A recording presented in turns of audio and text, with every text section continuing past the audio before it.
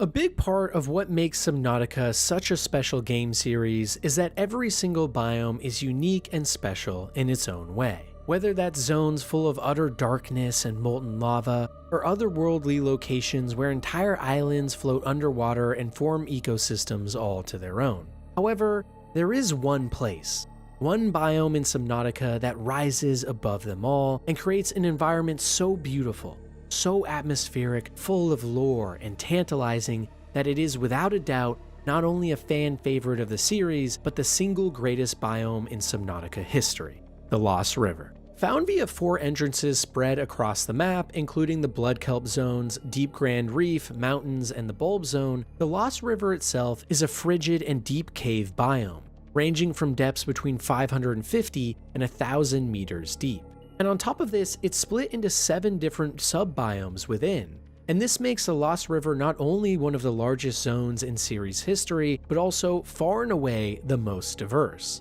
One second you might be making your way through a massive corridor full of crab squids and pyrocoral, and the next find yourself in the bone field, surrounded by the skeletons of monsters far greater than anything we have ever seen alive in game. But we'll get to that. First of all, almost everywhere you go in this zone, you will be blanketed in a strange and ominous green toxic mist. This isn't just for show either, because this green tint you see everywhere in the Lost River actually comes from the presence of highly toxic green brine pools, which release chemicals into the water that make it very unlivable for most forms of life, and create the large crystalline sulfur outcrops we can find in the zone. Just like in our real-life oceans, sulfur settles at the lowest points in water, due to the fact that it's more dense than the molecules around it. But you would be sorely mistaken if you thought it was the only resource in this haunting place. Because in actuality, the Lost River is home to the most diverse set of resources and life in the whole game.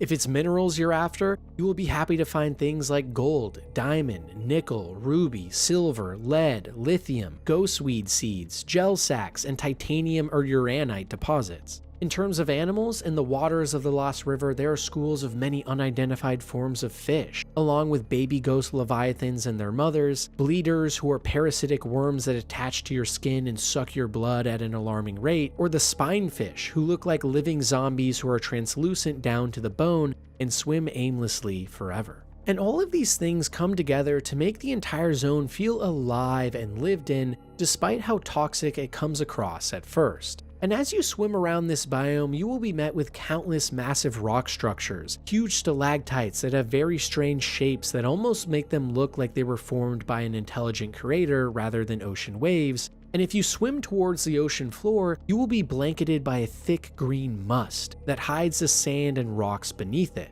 and might be home to some of the secrets we still have yet to uncover in the games. Because there are 7 distinct biomes as well, there is so much to see and do. For example, in the Ghost Canyon, a large passageway featuring multiple caves and tunnels that branch out all into one huge canyon of sorts, you can find the ancient skeleton of a bone plate leviathan, a hulking sea slug that looks like it crawled across these floors thousands of years ago, presumably before brine had taken over. In other areas like the Ghost Forest, you can wade your way through miles of ghost rays and weeds, which have a bright blue shine of light that emits from their branches and paints an evocative scene in the dark and foreboding place that the Lost River is. And maybe most interesting of all of these sub-biomes is the Tree Cove, a luminous room with a single giant cove tree in the middle that is surrounded by a swarm of ghost rays swimming around it in an almost religious fashion, basking in the blue and purple hues that make this place stand out against the rest of the larger biome.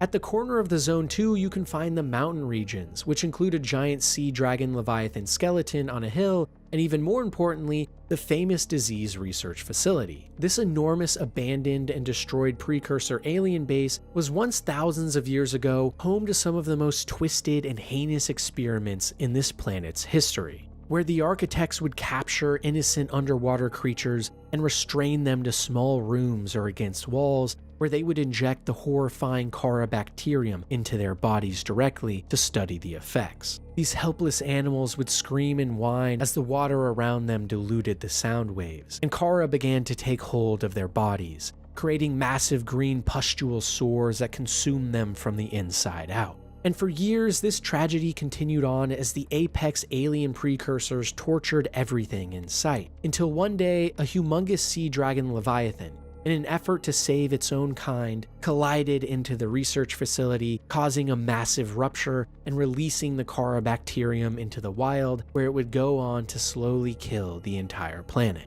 It's a horrifying reminder of the tragedy of the Subnautica main story, and goes to show just how dark and twisted things can really get in this universe that otherwise looks cheery and happy. But even more interestingly, it makes us beg the question, what was the Lost River? What was Planet 4546b like before all of this happened? And the reason this question is so prevalent in the Subnautica community is because of the Bonefield subbiome that I mentioned earlier that's also in the Lost River. As you would expect from the name, it's in this biome that we can find the single greatest secrets and mysteries that the universe of Subnautica has ever seen. Giant gargantuan super leviathan skeletons that are so large that even a single head of one of these creatures dwarfs the Cyclops, the biggest vehicle we can make in-game. You can travel for hundreds and hundreds of meters following these skeletal remains, and by the time you reach the end, you quickly realize that you are only seeing a small part of the body,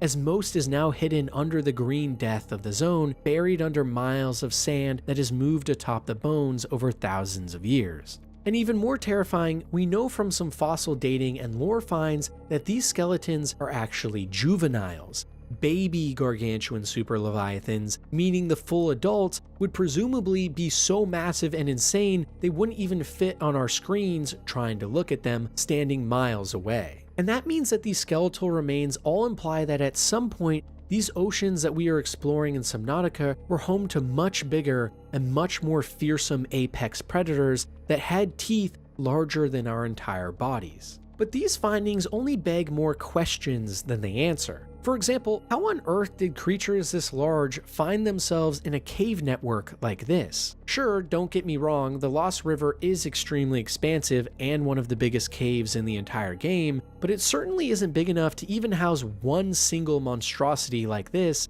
let alone many. So could it be that thousands of years ago the entire biome was much different? Maybe instead being a massive open portion of ocean? After all, we do know that the inactive lava zone and active lava zones are just below the Lost River in-game, so it would make sense that after such a long time span, potentially world-altering amounts of volcanic activity could have terraformed the region into an entirely new place, and the skeletal remains could simply be lost artifacts to that time. This theory begins to break down though once again when we notice that the bones left behind by the gargantuan super leviathans are in very pristine condition to have survived that long, meaning something a lot more crazy must be at play here, but as to what that is, your guess is as good as mine. But really, regardless of what the actual answers are, to me, the Lost River is by far the greatest biome in Subnautica history, one that has literally everything you could ask for. It's massive and teeming with unique life forms of animals and plants you can't find anywhere else. It has a huge handful of smaller subbiomes that all have their own spin, some of the craziest lore and best research facilities in the entire game, grand mysteries that make you wonder about the past of the planet and the future of what we could possibly see in other Subnautica games, and a general visceral atmosphere that makes the entire biome feel extremely immersive. I cannot stress enough just how great this single location is. And as hard as it was deciding where to put every other biome on this list, and quite honestly, I could go back and switch a couple spots depending on the day, I knew from the very second I started researching and working on this video that the Lost River would be number one, because there simply isn't anything else that captures the same sense of magic quite like this biome does.